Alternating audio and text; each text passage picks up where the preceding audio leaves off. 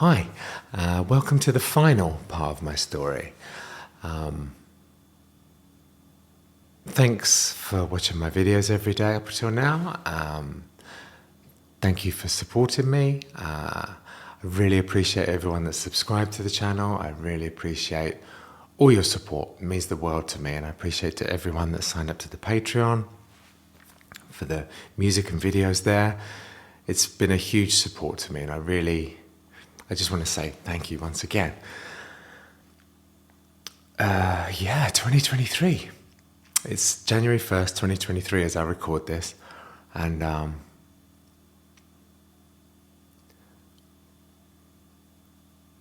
I've got a really, really amazing, good feeling about 2023. I mean, so far, it's been amazing. A couple of things have happened that have been amazing. And I'm very excited about the future. Very excited. So that's all good.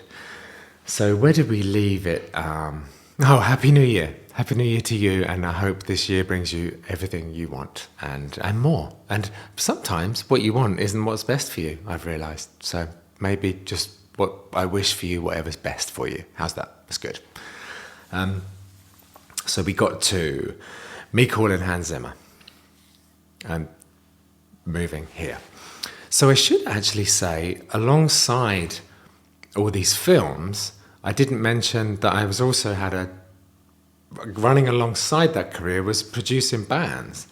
And that was also at the height of my drug taking. I produced my first big band that I worked on was Depeche Mode.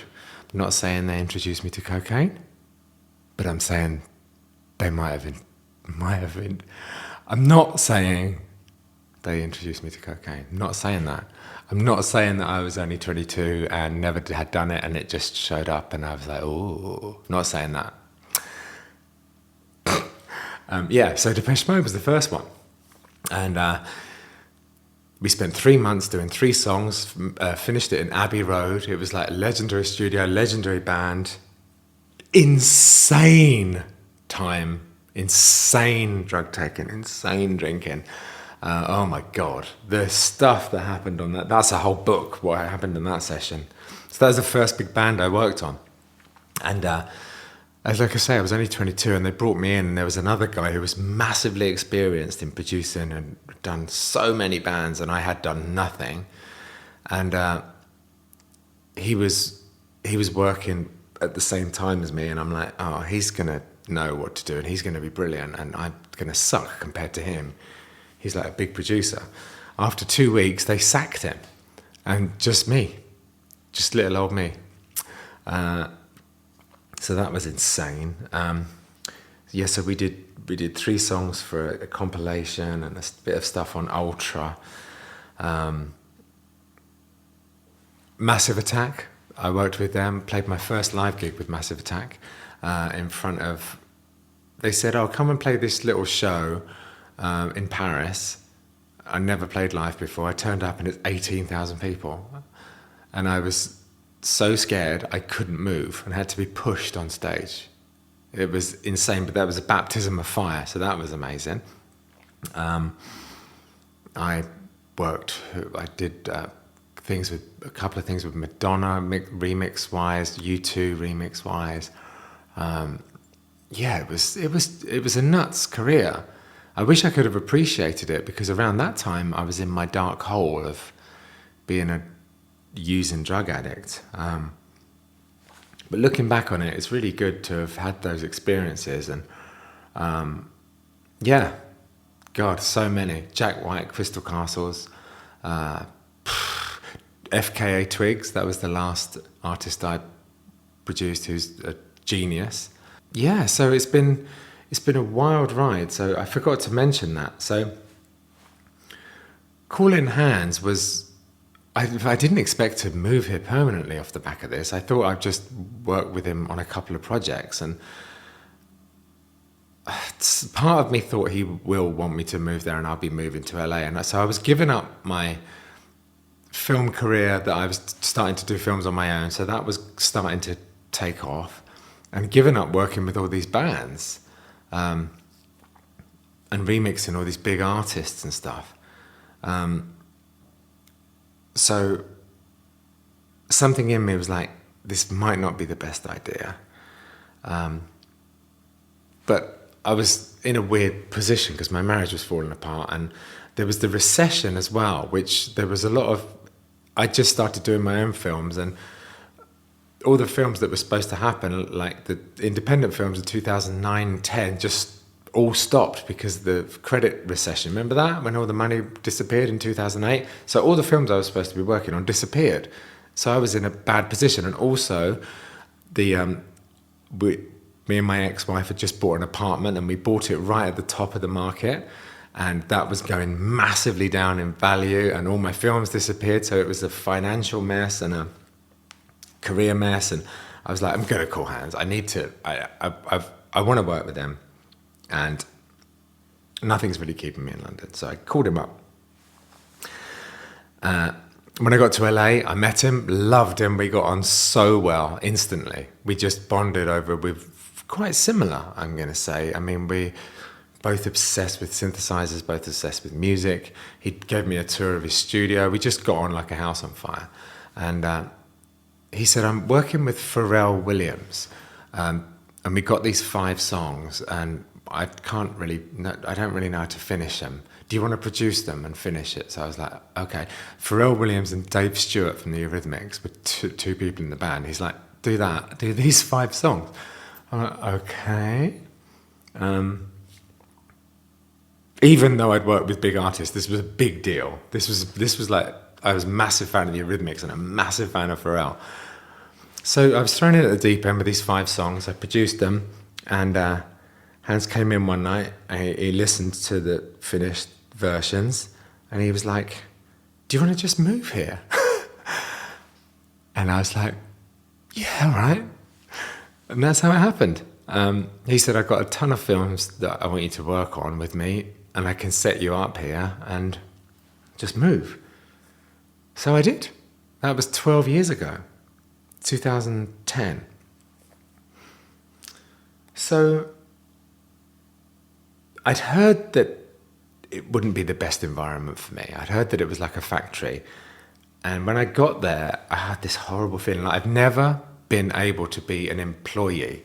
I'm an awkward little bastard, and I don't fit in groups very well at all. So I didn't fit in groups, and the structure was like a company almost. So I felt like, whoa, hold on. Is this like an employee situation? Because I can't handle that. Even though on paper it wasn't, it felt like it was like a structure of like people that manage the composers, and then the composers, and then a lot of composers that we brought onto different films, and it just didn't suit me. And I love Hans. I love him. He emailed me a couple of months back and just said, simply put, we adore you. It was so sweet. It was such a lovely, it really cheered me up. Like I was in a bad place when I got that, and that really cheered me up. So we get on great. And so, yeah, I didn't get on with everyone that worked alongside him and with him.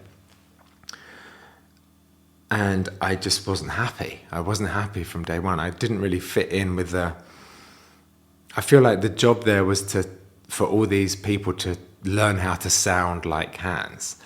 And that's not me at all. And to Hans's credit, he knew I was an oddball and I made weird music. So he would like throw me into films as like the Wildcard, and I would go and do this crazy music. And sometimes it would work. Afro Circus on Madagascar, that was my idea. Just came up with it one night. Chris Rock in the film went da da da da da da da, and I was like, that's a song. And so I made the song out of that little Chris Rock thing. It wasn't in the film, and they actually recut the film around the song. So occasionally I would do stuff like that was just super successful, and sometimes I would just bomb. There was no in between. It was either it really was great or it was just terrible. And I remember someone saying to me, if we played the director what you did on that film, we'd all get fired. And that was the kind of environment. I mean, it's funny looking back on it, but at the time I was like, ugh. That was Pirates of the Caribbean. So big films, but not me, and I wasn't happy. And they'd have these really stressful meetings every week where everyone would just pile in and you'd show and tell what you'd done, and all the other composers would like shoot it down, like really like full on heavy duty slagging it off. And it was good because it made you better, but it was stressful, really stressful. And I said to one of the guys when I came out of one of these meetings, I said, how do you cope with that stress of those kind of meetings every week? He goes, Xanax. And it just went in my head. I was 10 years sober at this point. No, 8 years sober. And it went in my little head, and it went in the back of my head. And I was like, something in me said, I wish you hadn't just told me that. I don't know why. So 2 years into working there, I meet Laura, 1 year. And that is just an amazing moment. And she was 50 days sober when I met her. We were at a party, and a guy comes up to me and he said, there's someone here who's 50 days sober. And I said, who's that? And he said, her over there. And I was like, oh. And I felt like an instant connection. And we had this talk, and we were just taking the piss out of each other. And we just had this really great back and forth, funny banter. And long story short, I fell head over heels in love. So did she. And we got married quickly, within a year. So when we got married, she had a couple of relapses as we were courting, but we got married, she got a year sober, I was 10 years sober. But I was still working with hands, and this Xanax thing just was in the back of my head. And one day I got into a tiny little car accident, and something in my head went, just ask for Xanax, painkillers and sleeping medication. Because that's what addiction does if you don't keep doing the work. So I went to a doctor, told lies. I told all the lies that I'd heard you need to tell to get the drugs, and he prescribed me everything I wanted. And I was like, I'll be fine. This is doctor prescribed, I'll be fine. 3-4 days later, I was doctor shopping, getting as much as I could, and within a month, I'd blown my life up. I was saying to someone yesterday, it's like I blow my life up every 7 years, because I've just done it again. But yeah, so I blew my life up. Laura left. I lost the film I was working on with hands. I ended up back in rehab, 40 years old, thinking I've lost my sobriety. I've ruined my life.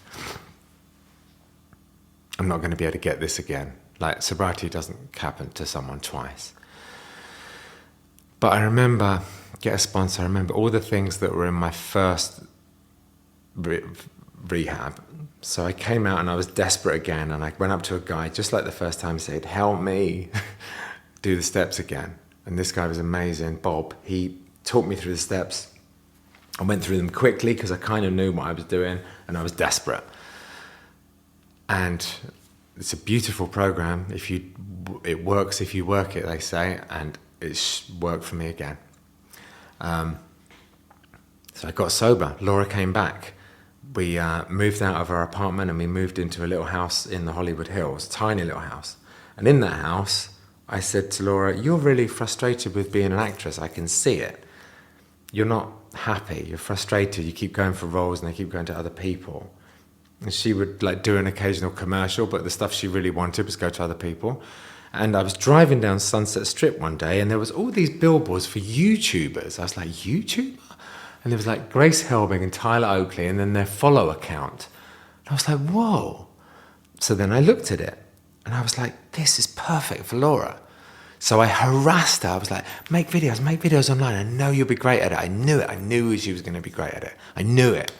It's the producer in me, similar to producing a musical artist, like steering them in the direction that you can see is going to be good. And I harassed, and eventually she made a video, and then she took it down the next day on Vine. And I convinced her and just kept pushing. I was very pushy about it. And she said, okay, I'm going to make a video a day for a year. She made a video a day for a year. 6 months in, it was the Ivy video. oh, remember to follow your dreams, like even if you don't want to. Remember that one? I'm not doing it justice, but that went viral. Then a little character called Helen came along. Stephen, character, you know the rest.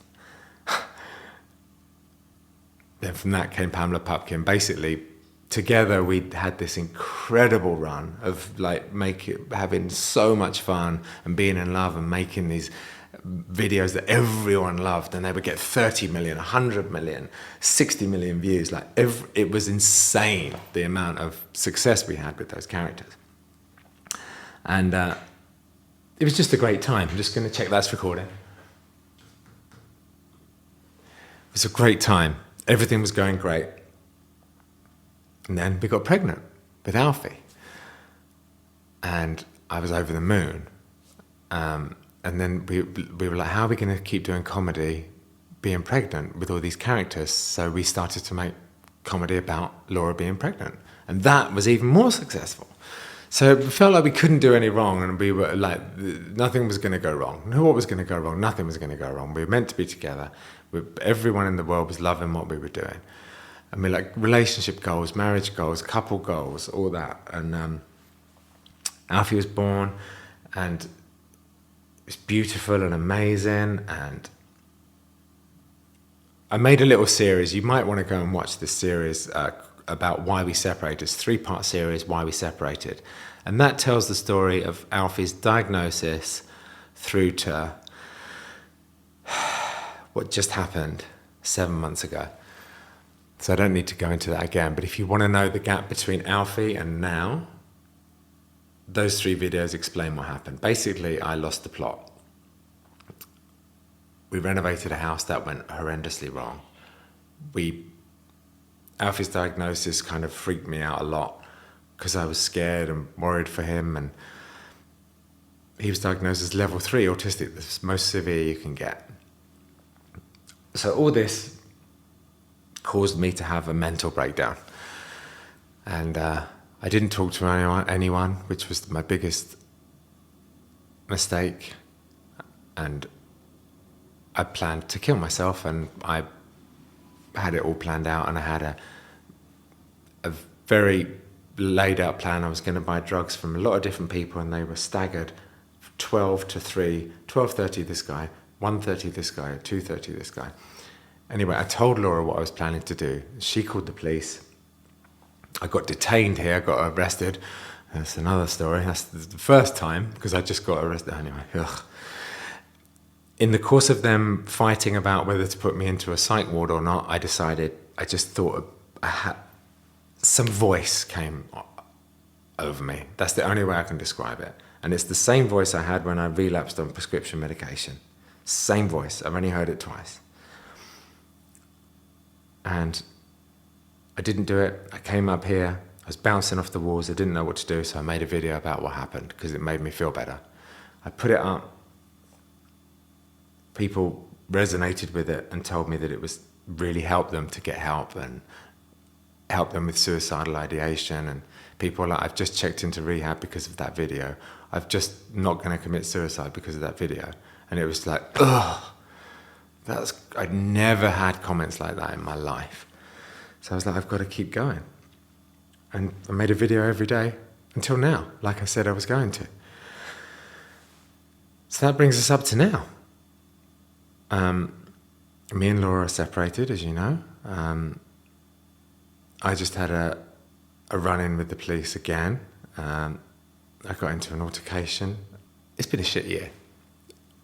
Externally, but internally, I've never felt so hopeful. Like, I've got such a good feeling about 2023, and I've got something coming for you guys that's really amazing.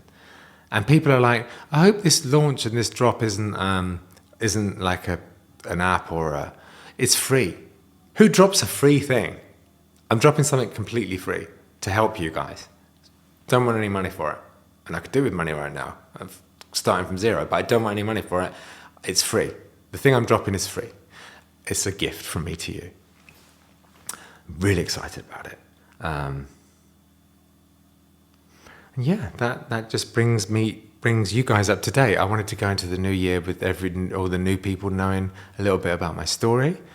I'm going to go live tomorrow. Tuesday, 10 a.m. I'll be going live, piano chat. I call it piano chat because I sit at the piano and we chat. So look out for that. I'm so excited about this year, you guys. I'm so excited. I can't tell you how excited I am. I just did. I love you guys. Come back tomorrow and see me go live on the piano for a chat. I love you so much. Happy 2023.